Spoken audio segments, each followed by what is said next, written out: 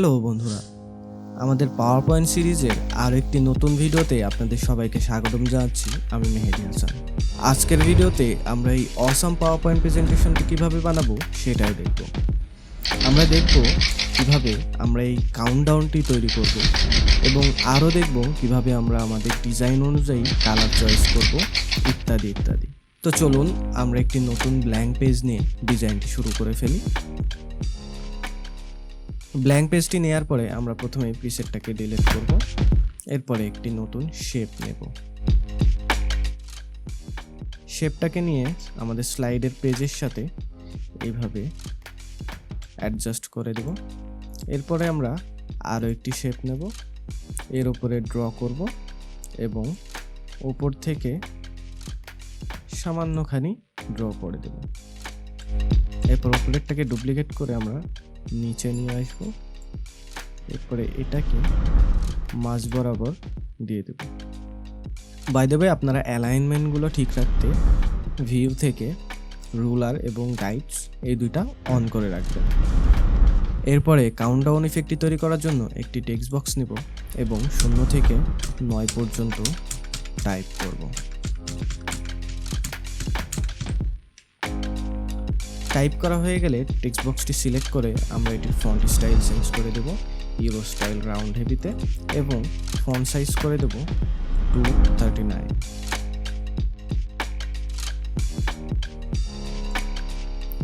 এরপরে আমরা text বক্সটিকে align করে নেব এইভাবে। কন্ট্রোল চেপে এটার কিছু কপি করব।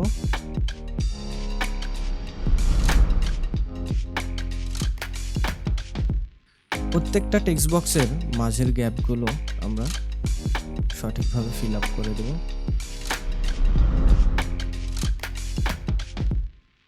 এরপর আমরা শিফট চেপে প্রত্যেকটা টেক্সট বক্স মার্ক করব এবং এগুলোকে কন্ট্রোল জি চেপে গ্রুপ করব।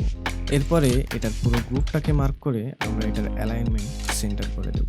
অ্যালাইনমেন্ট সেন্টার হয়ে গেলে আমরা উপরের শেপটাকে রাইট ক্লিক করে ফ্রন্টে দিয়ে দেব এবং নিচের শেপটাকেও রাইট ক্লিক করে ফ্রন্টে দিয়ে দেব।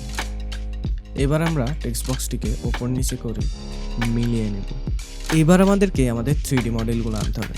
3D মডেলগুলো আমি ফাইল থেকে না এনে আমার আগের স্লাইডগুলো থেকে কপি করে আনছি।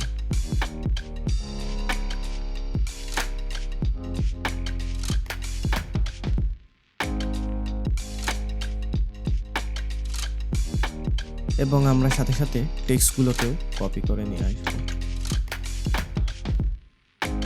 তো এইবার আমাদের এই স্লাইডটিকে কালার করতে হবে। আমরা ওপরের শেপটিকে মার্ক করব, এরপরে আমরা চলে যাব শেপ ফরম্যাট। ফিল কালার থেকে আমরা আইড্রপার টুল নিয়ে আমরা বাইকের যে সাদা অংশ আছে বা ব্রাইটার যে অংশ আছে সেই অংশ থেকে কালার পিক করব এবং প্রত্যেকটা শেপে আমরা এই সেম কালার দিয়ে দেব।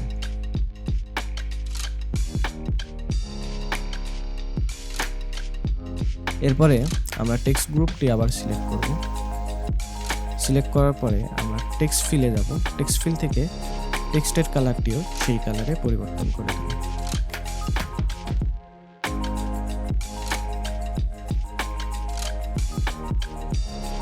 কালারটি পরিবর্তন করার পরে আমরা টেক্সট ফিলে ড্রপ ডাউন মেনুতে ক্লিক করব। এরপরে যাব মোর ফিল কালার্স। এখান থেকে আমরা কালারটাকে আরও ডার্ক করে দেব। নিচে দেখতে পাচ্ছেন আপনারা কিছু ডিফারেন্সেস। তো আপনার যে কালারটা ভালো লাগে আপনি সেই পর্যন্ত দিয়ে ওকে দেবেন। এবার আমরা টেক্সট গ্রুপটিকে আনগ্রুপ করব। কন্ট্রোল শিফট জি প্রেস করব, এটা আনগ্রুপ হয়ে যাবে। এরপর আমরা এটা টাইম লাইনটাকে সেট করব। শিফট প্রেস করে প্রথম টেক্সট বক্সটি 1-এ আনব। এরপরে দ্বিতীয় টেক্সট বক্সটি সিলেক্ট করে শিফট প্রেস করে এটাকে 9-এ উঠিয়ে দেব। সেমভাবে পরবর্তী টেক্সট বক্সটি সিলেক্ট করে এটিকে 3 করে দেব এবং তার পরবর্তী টেক্সট বক্সটাকে আমরা 6 করে দেব। বন্ধুরা, আমাদের প্রথম স্লাইড রেডি হয়ে গেছে।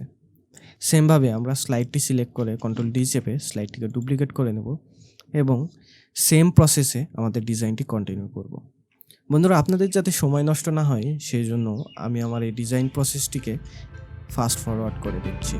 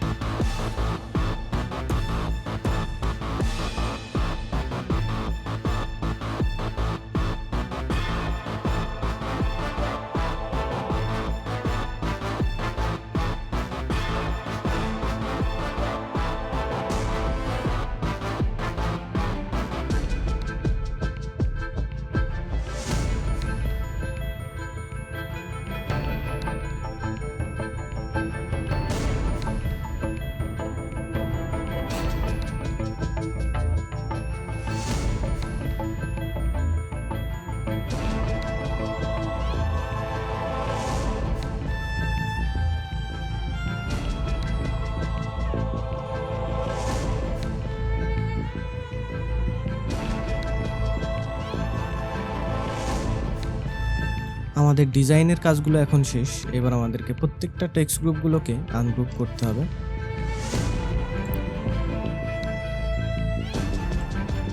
এটা আনগ্রুপ করা আছে, এটাও আনগ্রুপ করা আছে এবং এটাও আনগ্রুপ করা আছে। এইবার আমাদেরকে প্রত্যেকটা শেপগুলোকে সিলেক্ট করতে হবে। শেপগুলোকে সিলেক্ট করে এটার শেপের যে আউটলাইন আছে এটা নো আউটলাইন করে দিতে হবে। এবার আমাদেরকে সবার শেষের স্লাইডে আসতে হবে।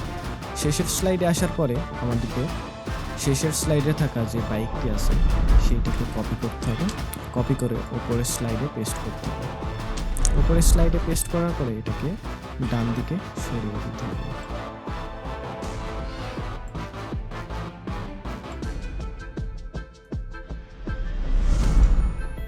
এবং আমাদের যে টেক্সট বক্সটি আছে সেটিকে আরো দূরে সরিয়ে দিতে হবে। সেমভাবে এই স্লাইডের বাইকটিকেও আমরা কপি করব এবং উপরের স্লাইডে পেস্ট করব।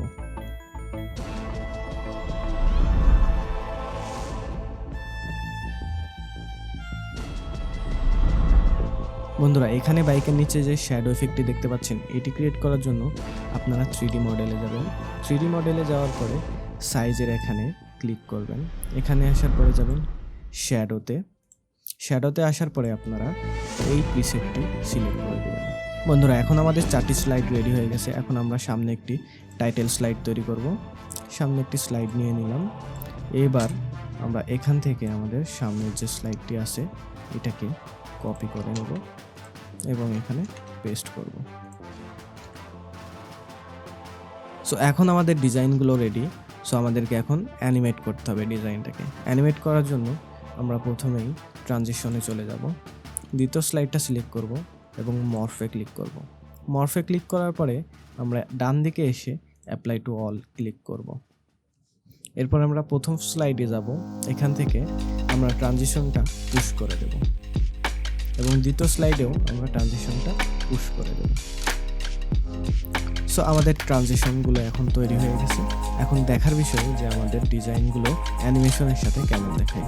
তো চলুন একটা কুইক প্রিভিউ দেখা যাক।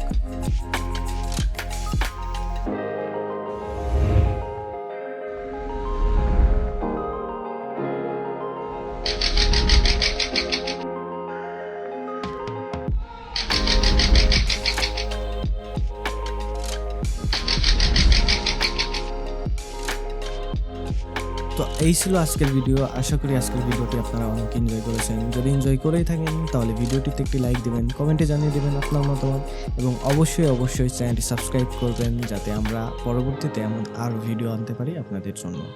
আজকের মতো বিদায় নিচ্ছি আমি। আসসালামু আলাইকুম।